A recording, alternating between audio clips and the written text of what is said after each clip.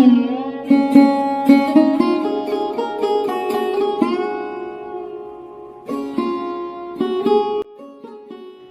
সকাল আমার প্রিয় বন্ধুরা, সকলে কেমন আছো? আশা করছি তোমরা প্রত্যেকেই বেশ ভালো আছো এবং সুস্থ আছো।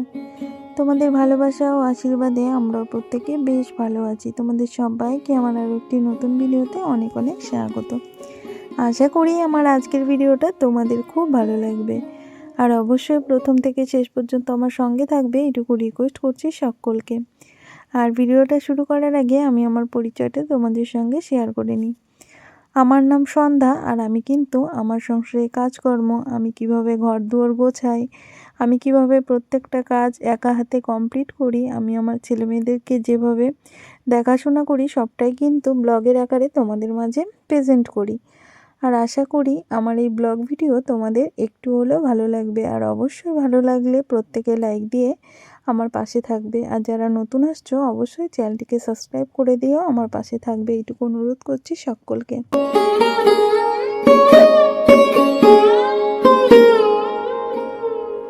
আজকের বারটা হলো রবিবার, আর আজকে তো ছুটির দিন। আজকে না ঘুম থেকে উঠতেও একটু বেশ দেরি হয়ে গেছে, যেহেতু আমাদের এখানে প্রচুর পরিমাণে শীত পড়ছে, এত কনকনে ঠান্ডা, তার জন্য কিন্তু ভোরবেলা একদমই উঠতে পারছি না। আজকে ঘুম থেকে উঠতে উঠতে প্রায় 8:30 বেজে গেছে। তবে 8:30টার দিকে ঘুম থেকে উঠে কিন্তু আমি এক সেকেন্ডও বসে নাই, ঘরের প্রত্যেকটা কাজ কিন্তু ঝটপট করে নিয়েছি। সমস্ত কাজবাজই আমার হয়ে গেছে। এখন কিন্তু এই যে ঘরটা আমি মুছে নিচ্ছি। তোমরা তো দেখতে পেলে রান্নাঘরে কিছু থালা বাসন মেজে এনেছিলাম, সেগুলো জায়গা মতো রেখেই গ্যাস ওভেনটা পরিষ্কার করে নিয়েছি। এখন কিন্তু আমি ঘরটাকে সুন্দর করে মুছে নিচ্ছি। যেহেতু ছুটির দিন আর প্রত্যেকেই বাড়িতে আছে, রান্নাবান্নার চাপটা একটু কম, ওই জন্য কিন্তু ঘর দুয়ারটা সকাল সকালই মুছে নিয়েছি। তারপরে ভেবেছি একেবারে স্নানটা করে নেব, তারপরেই রান্নাবান্নার দিকে আসব। তার আগে তোমাদের দাদাভাইকে আমি একটু চাও করে দিয়েছি, তার সঙ্গে কিন্তু মুড়িটাও মাখিয়ে দিয়েছি। তারপরে এই দেখো তোমাদের সঙ্গে কথা বলতে বলতে রান্নাঘরটা পুরো মোছা হয়ে গেছে। এখন কিন্তু বাকি আছে সামনের বারান্দাটা মুছতে। এখন এই যে বারান্দাটাও মুছে নিচ্ছি।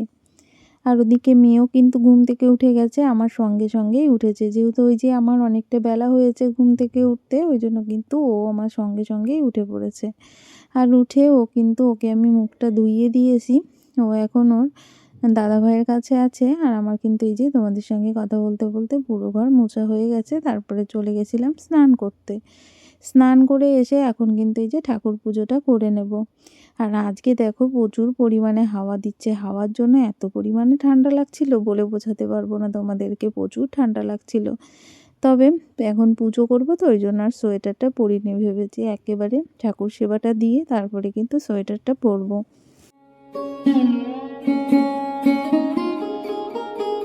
ঠাকুর পুজো করার জন্য এই যে ঠাকুর ঘরটা সাজিয়ে নিয়েছি। আর আজকে জানো ঠাকুর পুজো করার সময় আমি একদমই ফুল পাইনি। আমার কাছে 2-4টে ফুল ছিল, সেই ফুল দিয়েই কিন্তু আজকে ঠাকুর ঘরটা সাজিয়েছি। ওই দেখো ওই ফুলগুলো দিয়ে পুজো দিয়েছি। ওই ফুলগুলো দিয়ে পুজো দেয় কি না আমি জানি না, তবে আজকে আমি আমার ঠাকুরকে কিন্তু আমার গাছের ফুল দিয়েই পুজো করেছি। যেহেতু গাছে একটাও ফুল পাইনি, পাড়াতে গেছিলাম কোথাও একটাও ফুল নেই, তাই ওই যে গাছের ফুলগুলো দিয়েই কিন্তু ঠাকুর পুজোটা করেছি।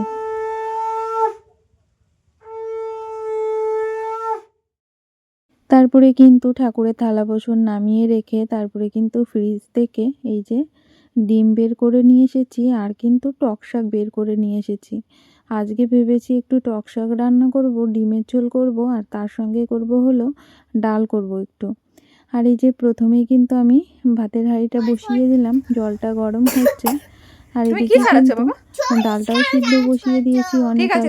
আর আমার মামাম দেখো এই যে আমাকে মটরশুঁটি ছাড়িয়ে দিচ্ছে। হ্যাঁ তাই ভিডিও করতে ভালো লাগে না?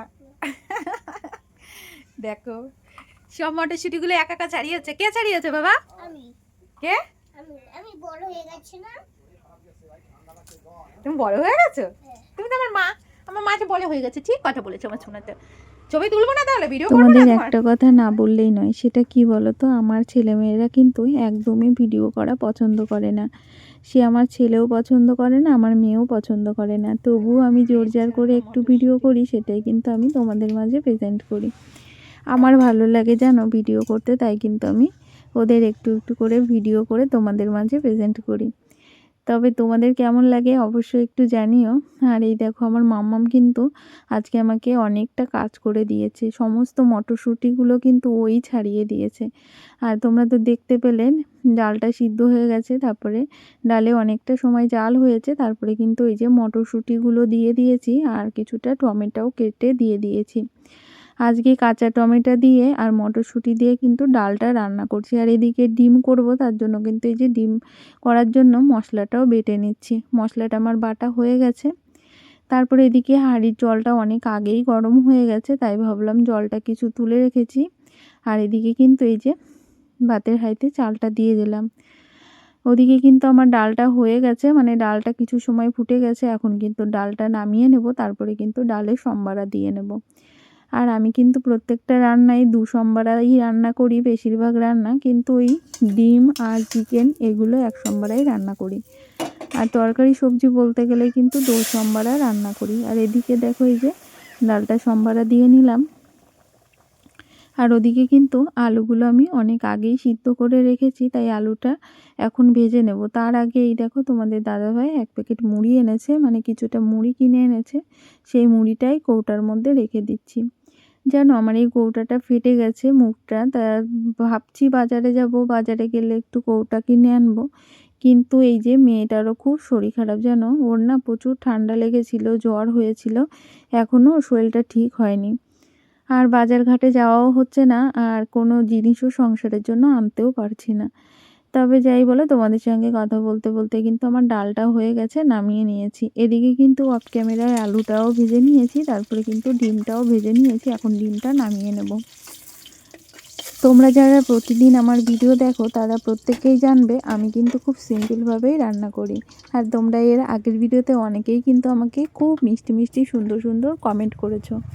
প্রথমত যারা কমেন্ট করেছো তোমাদের সবাইকে অসংখ্য ধন্যবাদ। সকলে ধরো আমার পাশে থেকো।